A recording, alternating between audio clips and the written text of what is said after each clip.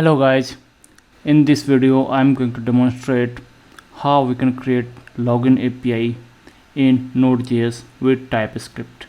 So here you can see I have written the code here. Here is the code and here is the user router I have used, and this is the post API, and here I am accepting request and response in the parameter, and this is going to be the URL, and this URL is like this is the router. So this is the user, and from this user I am calling this user router, and inside this user router I am having this login API. Okay, and here I have got the pool, and pool I have like defined it or it in the different file. You can see here dbconnection.ts, and here I have used this pool here in this login API, and here I am checking first the connection, whether connection is established with the server or not. So if there will be any error, then the control will be returned from here, from this line of code. Okay, and if there is no issue with the connection, then it will go ahead and it will fire the query, this query, and it will get the password hash from the database. And then I am using here bcrypt.compare method to compare the password what I am receiving from the request body of request body of the API and the hash what I have got from the database, right? And if the comparison of password is good, I mean the password is compared with the like existing with, I mean if the password is compared and it returned true, then it will be here in the result.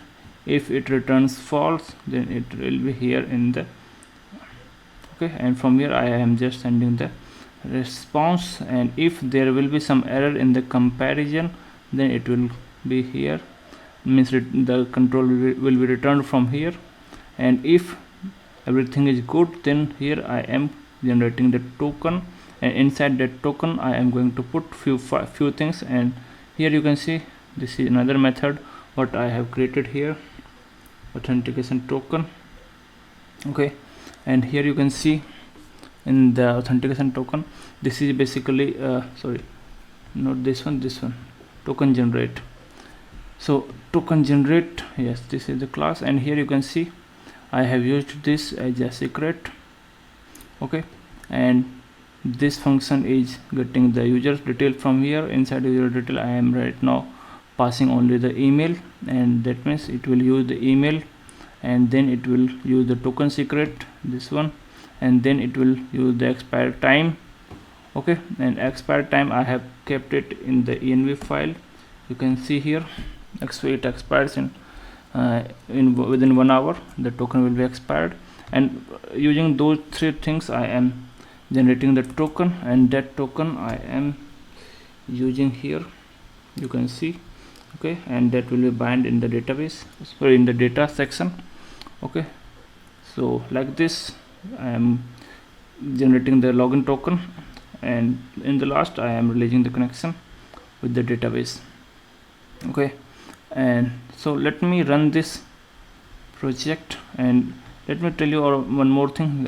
Like here I am, to use the bcrypt I have imported bcrypt or installed the bcrypt. For generating the token I have used just a minute. Okay, so for generating the token I have used this command here to install with the def dependency, and basically you can install both of this. Okay, and after installation of that you will be able to generate the token. Okay, and here you can see I have imported the generate token file, this one, and here I have also used the pool for the database connection, this one, dbconnection.ts. Okay, so like this you can generate the login API in the Node.js with TypeScript. So let me run this query to understand it. So I am going to use here the command npm run build, and now it is converting the TypeScript code or compiling the TypeScript code, and it will convert into the JavaScript and it will put into the dist folder. So in the dist you will get all the same file with in JavaScript. Okay, so yes, it has converted the file. So now I will go ahead and I will do npm start, and you can see the application is listening on port number 3000. So now I will use the Postman.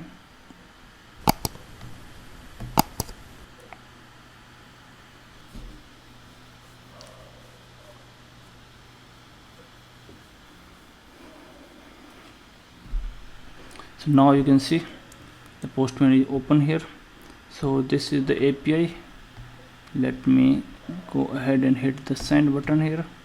So this is basically register API, but I need to log in. So let me go ahead and hit here the login. So I will click on send, and here you can see I have passed the email and the password. Okay, now I will click on send, and you can see here I have got the token. So like this you can generate the token. Okay, so now the next thing is how we can use this login API to authorize. So you can see here, this is the middleware what I have created, authorize authenticate token.ts, and here you can see I have used JSON web token, and this is the request and response from the Express. So here again you can see what I am doing here, I am accepting the token from the header. Means I have got the token from the header, and I am validating whether token is available or not. If there is no token in the authorization, then it will return the response from here, else it will take me to here JWT verify, and here it will verify the token what is passed in the header. So you can see the token what I have received from the header, it is splitting it because that will be the bearer space token. So from here, it after the space it will get the all the value which is available in the one position. Okay, as you know, in the 0 position it will be bearer. So let me show you that how it will be there. So suppose this is the API. Okay, and here in the token you can see here, okay, statement, you can see here authorization, you can see here bearer space token. So after space, this is the actual JWT token what I am using to verify. So that is the thing here. So it in this one position it will basically get the complete actual token, and here it will use the token secret to verify the token, and then if there will be any error in the verification, that the message or the response will be sent from here, and if everything is well, then it will allow us to access the resource or access the API. Okay, so let me, this is one thing what I have done. Okay, and I have, you can see I have used this here in the get API. So suppose this is the get API, you can see here this is the get API for the single user detail. So you can see here I have passed authenticate as a middleware. So that means it will always verify the user credential or the user authorization, whether user is logged in or not for accessing this API. So as you can see, project is already running here. So now I will go ahead in the Postman and I will hit the token. So let me click on here send.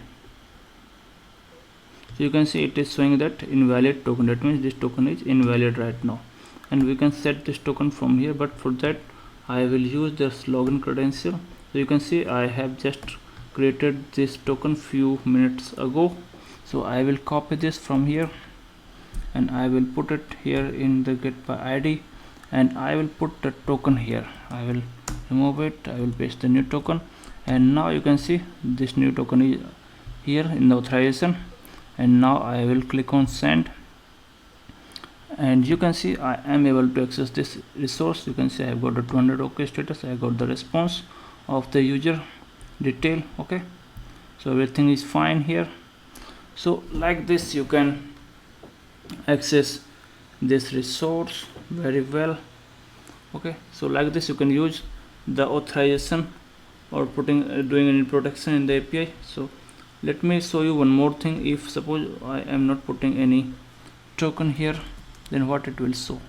Let me click on send, then you can see no token found or invalid token. And if token will be expired, then it will show like, let me, yeah, this is the earlier token. I have done the Control Z. Okay, now it will show a different message. You can see. Okay, just a minute, I have done again a Control Z. Okay, yeah, this is the expired token. Okay, so you can see here it is saying invalid token. And if I will remove this one, I will put the new token, then it will allowed to access this, because this token is not expired yet, and this token will be expired after 1 hour. Okay, I have said that in the here in the program when I was creating the token using the login API. Okay, so you can see here I have set the expiration for that, and that expiration is set here in the generate token section. So if I will do F12 in the generate token, then you can see here it is expired in, and this expired in is coming from the ENV, which is 1 hour. Okay, so that is all guys in this video. Hope you liked it. Okay, and got some new information about this authentication and authorization in the Node.js API. So if you want to get the code, I will put the link of the GitHub, and you can download the code from there. So that is all. Thank you guys for watching this video, and don't forget to subscribe our channel. Thank you.